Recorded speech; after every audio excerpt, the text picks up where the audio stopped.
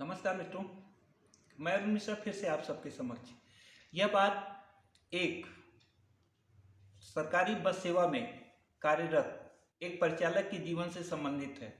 यूँ तो परिचालक का काम विशेष रूप से परिवहन की बसों में यात्रियों को टिकट देना और उसके साथ साथ उनकी गंतव्य स्थान की पैसे वसूलना। लेकिन कभी कभी उनके जीवन में भी ऐसी तमाम सारी परिस्थितियां आ जाती हैं कि कुछ लोगों के पास पैसे तो होते हैं लेकिन वे देना नहीं चाहते, लेकिन कुछ के पास पैसे नहीं होते और वास्तविकता का भी और इस स्थिति का भी सामना करना पड़ता है। लेकिन कभी कभी कुछ परिस्थितियां ऐसी भी आ जाती हैं, कुछ ऐसे भी यात्री होते हैं जो कि उस बस में तो चढ़ जाते हैं लेकिन उन्हें यह भी नहीं पता लगता, उन्हें पता रहता है कि उन्हें कहाँ उतरना है और उसके साथ साथ उन्हें कहाँ तक जाना है, जहाँ उतरना है वहाँ उसके बाद उन्हें कहाँ तक किससे मिलना है, क्या करना है। ऐसा ही एक बार एक वाकया महेश नाम के एक परिचालक के साथ हुआ। महेश प्रतिदिन की तरह अपनी बस में एक नियत स्थान से दूसरे शहर की ओर जा रहा था। जब वह वहाँ उस शहर से वापस आ रहा था, अपने शहर के लिए वापस आ रहा था, तो रास्ते में लगभग 15 किलोमीटर पूर्व एक स्थान पर उसकी बस रुकी और उस स्थान पर जब उसकी बस रुकी तो बस रुकने के बाद उस बस में एक बूढ़ी महिला एक हाथ में पोटली लिए हुए बस में चढ़ गई और उसके साथ साथ चूंकि महिला जो थी या बूढ़ी थी, ऐसी स्थिति में महेश को उस महिला के ऊपर विशेष दया आई और उसने एक यात्री से स्थान खाली करा करके उसको बैठा दिया। महिला उस स्थान पर बैठ गई और बैठने के बाद धीरे धीरे क्रम से सभी यात्री अपने अपने गंतव्य स्थान पर पहुंचने के बाद उतर गए। लेकिन वह महिला जो थी वह अंत तक उसी स्थान बस पर बैठी रही। जब बस अपने स्थान पर पहुंच गई तो महेश ने उस महिला से पूछा कि दादी आपको कहाँ जाना है। तो उसके बाद उस महिला ने कहा कि भैया मुझे खुद नहीं पता कि मुझे कहाँ जाना है।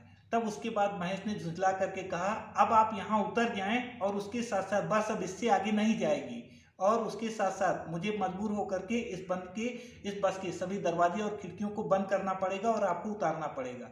इसके साथ जब महिला ने यह सुना तो उसने रोना शुरू कर दिया। महेश को उस बूढ़ी दादी के रोने को सुनकर के वह बहुत द्रवित हुआ और उसके साथ साथ दुखी भी हुआ। उसने सांत्वना देते हुए दादी को बस से नीचे उतार दिया। उतारने के बाद कहा आप रोएं मत और उसके साथ साथ आप अपने बारे में बताएं। तब उस महिला ने तो महेश को अपने बारे में सारी स्थिति बताई और बताया कि किस तरह से उस महिला के 4 बच्चे जो थे, यह महिला के द्वारा पति के द्वारा बनाए गए उस शहर में जो सबसे अच्छा मकान था उसको बेच दिए और बेच देने के बाद और फिर उसका जो एक दूसरा मकान था उसमें जब वह रह रही थी तो उस आदमी उस मकान का भी किसी से सौदा कर लिए थे और उसके साथ साथ 2 बेटे उसके जो थे उस मकान का सौदा करने के बाद उसको उस घर से बाहर निकाल दिए। और किसी तरह से जिस व्यक्ति ने उस मकान को लिया था उसने कहा कि चूंकि अब मैं मकान का तो मैंने खरीद लिया है और ऐसी स्थिति में मैं सारा पैसा उन आपके दोनों बेटों को न दे करके आपको आधी धनराशि दे रहा हूं जिससे कि आपका गुजर बसर कम से कम हो जाए। जब उस महिला ने इस बात को सुना तो उसके पैर के नीचे से जमीन खिसक गई। उसे समझ में नहीं आ रहा था कि अब वह क्या करे। आखिर ऐसी स्थिति में उस पैसे की पोटली को लेकर के अब मैं इस बस में बैठ गई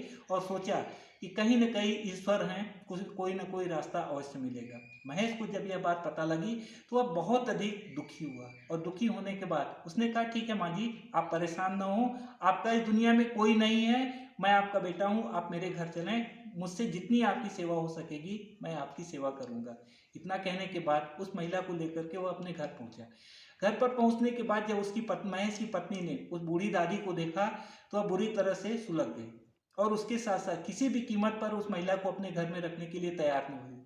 लेकिन महेश ने भी जिद पकड़ ली कि ना, जैसे भी होगा ये महिला मेरे घर में ही रहेगी। और ऐसी स्थिति में पत्नी को झुकना पड़ा और कुछ समय के बाद उस महेश की पत्नी और उस बूढ़ी दादी के इतने अच्छे संबंध बन गए कि उसे अब अपनी माँ की और विशेष रूप से अपने सास की कमी जो थी यह नहीं अखरती थी। धीरे धीरे लगभग 4 वर्ष तक वह बूढ़ी दादी जो थी महेश के घर में रही और उसके साथ साथ उसके बच्चों को तथा जितना उससे हो सकता था वह घर के कामों में महेश की पत्नी की सहायता करती। कुछ समय के बाद वह बूढ़ी दादी जो थी वह बीमार पड़ी। बहुत उपचार करने के बावजूद भी वह बूढ़ी दादी नहीं बच सकी और उसके साथ साथ एक दिन उस दुनिया से विदा हो गई।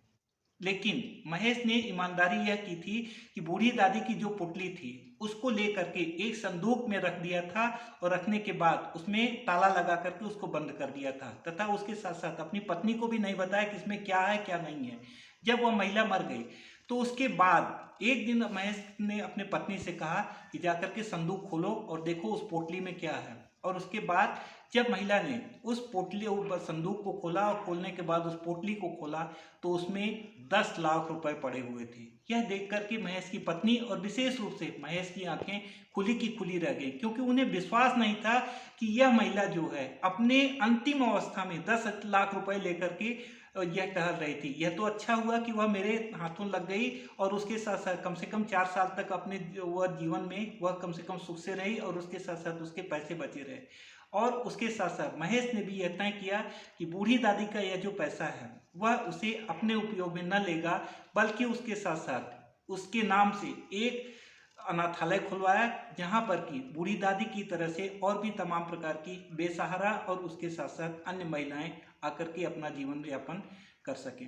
मित्रों, इस कहानी के माध्यम से हमें यह शिक्षा मिलती है कि अगर हम अपने जीवन में कभी भी किसी भी बेसहारा व्यक्ति के प्रति किसी न किसी प्रकार से उसका उपकार करते हैं तो निश्चित रूप से हमें आज नहीं तो कल उसका परिणाम अवश्य मिलेगा। और उसके साथ साथ हमें कभी भी किसी के धन के या किसी भी संपत्ति को देख करके उस पर जरा सा भी लालच नहीं करना चाहिए। और यह बात हमेशा ध्यान रखनी चाहिए कि जो प्राप्त है वही पर्याप्त है। आज के लिए बस केवल इतना ही।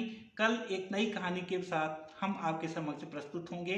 तब तक के लिए धन्यवाद।